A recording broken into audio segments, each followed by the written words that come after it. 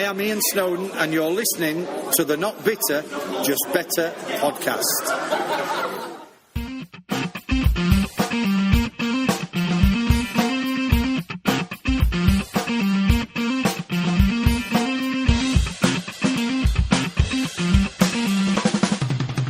Not bitter, just better. The all-new Everton podcast.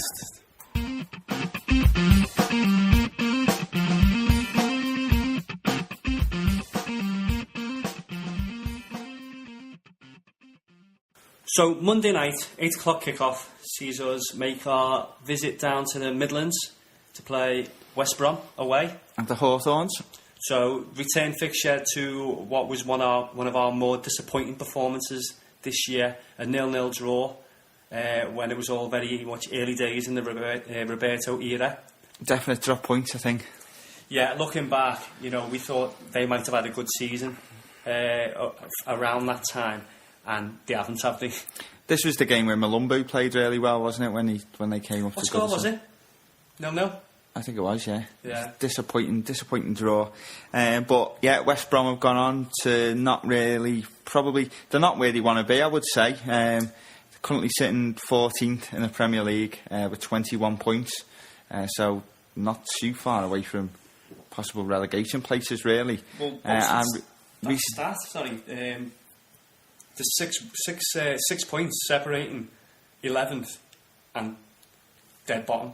Yeah, that's amazing, isn't it? It is amazing, they really. Are very close to being dragged into like a bit of a relegation dogfight. There's so many teams down here now who can get pulled into trouble, like you're saying, and West Brom are definitely one of those teams. Obviously, due to this, they've decided to go with a change of coach rather than manager, you would say, because of the system that they have in place, their management structure. So Steve Clarke got the boot.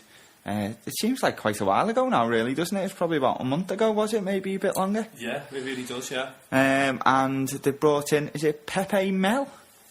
I've got no idea. The game against... Well, he's a Spanish coach. He's an older fella. Apparently he's knocked around quite a few Spanish clubs. I can't say I know a lot about him because I don't. But he's going to be taking charge of his first full game against ourselves on Monday. Whether he'll have had time to ring the changes in, I don't know. West Brom's last result was on Saturday just gone, and was a 1-0 away defeat to Southampton, where Adam Lallana scoring the only goal of the game. And looking at the West Brom team on the day, you go through it, and there's nothing that you would think should really greatly cause us any problems. They started off with Shane Long and Nicholas Anelka up front. Whether Shane Long's still going to be there, going into the game on Monday, he could be on our bench. He could be long gone. Yeah. And obviously they've got Anelka, who's a wily old dog, isn't he? Has he not been suspended over that gesture? No, I think at the moment that's still rattling on over in France, but he's still getting picked to play. They've got... I do think the strongest part of the West Brom team is the centre midfield partnership, which is Malumbu, who we mentioned, and James Morrison. He's quite decent, James Morrison, is he? Up and down midfielder. That Your Beautiful song was a bit annoying, wasn't it? And then I don't think his second album done anything after he had that middle of the road, hit. He was better when he used to be called Jim Morrison and he used to be the front man for the Doors. Yeah, correct. And then they've got, out wide, they've got that Alma Furtado, and they've got Chris Brunt knocking about, who's good set pieces, and the other fella who you mentioned, I can't remember how to pronounce his name. Alma Furtado. Yeah, he scored a worldie against Man U. He did, yeah, and not done a whole lot since. And then the back five of Ridgewell, who's very experienced, Jonas Olsson. Hold on, just a sec. Before you go on, it's great when you've got nothing good to say about a player, so you just say he's very experienced. Well, he is, Liam Ridgewell. He's very experienced. He's very experienced of playing football in the Midlands. Yeah. Jonas Olsson, decent centre half. Macaulay, mediocre centre half. Reid, a full back. And Foster in goal, who we all know. Nothing that really should cause us any problems. My only worry is obviously the new manager syndrome. It's a Monday night game for them. If it's anything like Goodison, that should pick their crowd up, should get their atmosphere going. I see this as a potential banana skin, I really do. And I don't know why. I've just got a gut feeling, because I'm looking at that team on paper and I'm thinking we should breeze past them. We think that against most teams at the moment, and sometimes we do come unstuck. Yeah. I would say Mark Mack's man to watch this week, pending any new arrivals at West Brom, is, I'm going to go for Malumbu, who, really did control the game when they came up to Goodison Park. It's an obvious choice because we've already mentioned him, but I think if he has a good game and he can sort of stifle any attacks that we have and break down any counter-attacks, for instance, I think that'll probably put West Brom in good stead. I don't want to say it, but I think possibly a 1-1 draw. I think this game is one of those ones, we like our stories, we like, we like looking for our stories. I think this will be one of those games where Lukaku might get a goal and not celebrate it. And it's on the telly. Well, fair play to him if he doesn't. And not celebrate it, and maybe get a cheer of appreciation from the West Brom fan. Can you see that? Yeah, I can see that. I could see Lukaku scoring for us, and I could see West Brom getting an equaliser. And I don't know. That's just what my gut feeling is. Possibly a 1-1 draw. I can't see us getting beat, but I don't know. Well, I mean, I know you don't like to make predictions, but are you sort of thinking we may drop points here?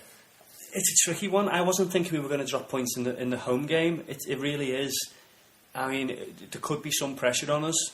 With the way the weekend's game go. I mean, if Tottenham are right on our heels, and Liverpool might be like 4 or 5 points ahead of us by then in the top 4, and United are chasing us down as well. If we don't, we might be under a lot of pressure. We might end up 6th or 7th. Yeah, it's true, and this is our last league game before the derby, isn't it? We've got the Stevenage game, haven't we? Stevenage. Have we got Villa at home after the derby? Yeah, that's after the derby. So you'd obviously want to win this game to keep momentum up going into the derby. So there is a little bit of pressure there, and I mean, I can't see any major changes in the way that Everton are going to shape up from the Norwich game. Two things we know, which aren't necessarily changes from the Norwich game, but we know there's no Barkley and we know there's no Alcaraz. We also already know that out of the long term, there's no Gibson, there's no Delafeu, there's no Kone, of course. Is there going to be a distant? Do you think he might make it? Possibly. I think maybe he might be on the bench. But would you... I don't know whether... Is he worth the risk before the derby, do you think? No. I don't think so. And I've got no problem with Stones playing in this game. Again, I don't think they've got amazingly world-class strikers that are going to really, cause John Stones and Jagielka too many problems. So I'd expect us to be pretty much unchanged even. Hopefully unchanged, because that means we might unleash the beast. Yeah.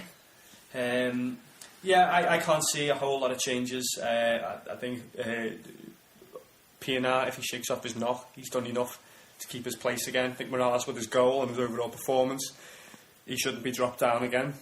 I certainly can't see Johnny Heitinger starting at the back of a three-man defence, can you? No, it's funny this, isn't it? It's like, the past couple of home games, a few fellas behind us said, oh, that's definite, he's definitely saying goodbye. And he's still here. How about Johnny Heitinger? Yeah. He's still going to be on the bench on Monday, I think. Yeah, so pretty much I think we're both in unison there, aren't we? We really think that it'll be an unchained side.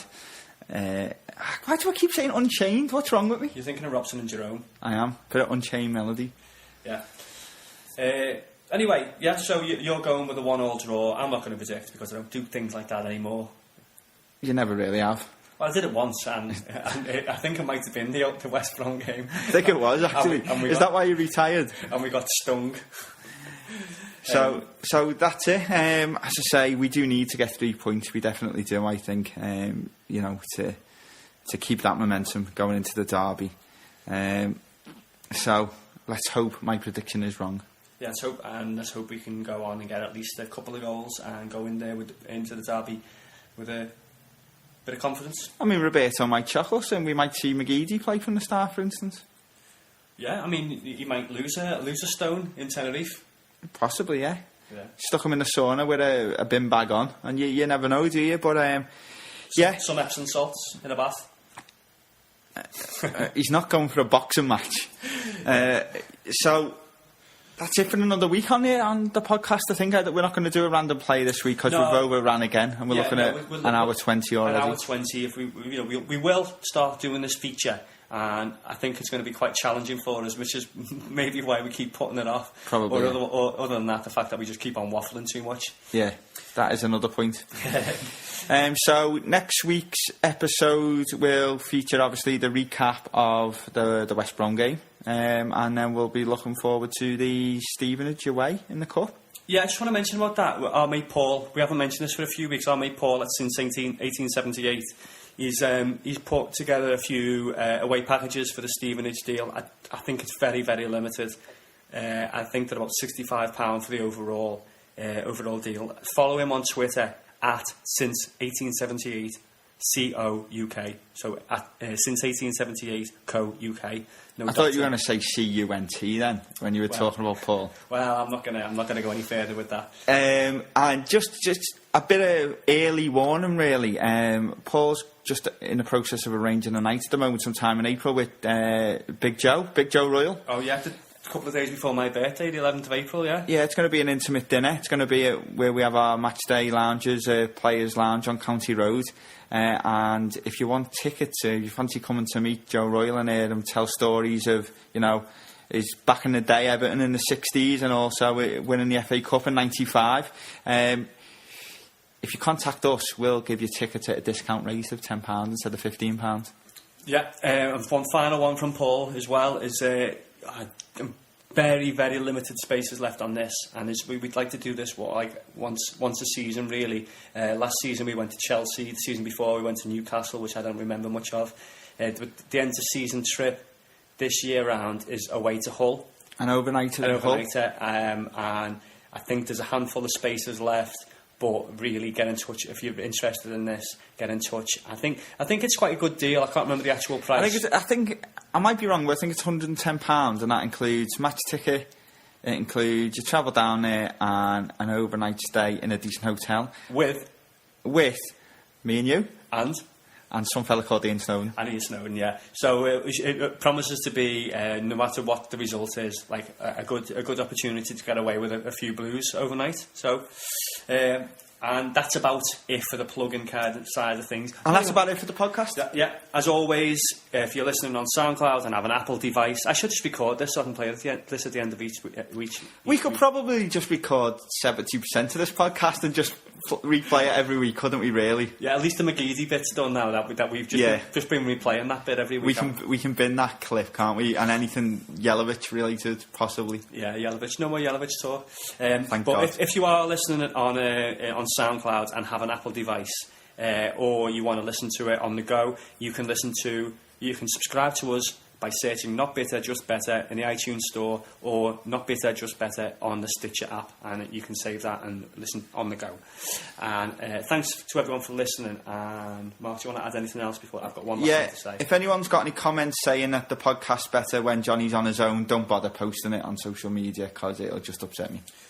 Yeah, as you know, we're pretty light-hearted and we have a little bit of banter, a little bit of humour on here. But the final thought of today's show, I just want to say a little thought for the family of Bobby Collins, who passed away yesterday and played 147 times for the Blues from 1958 onwards.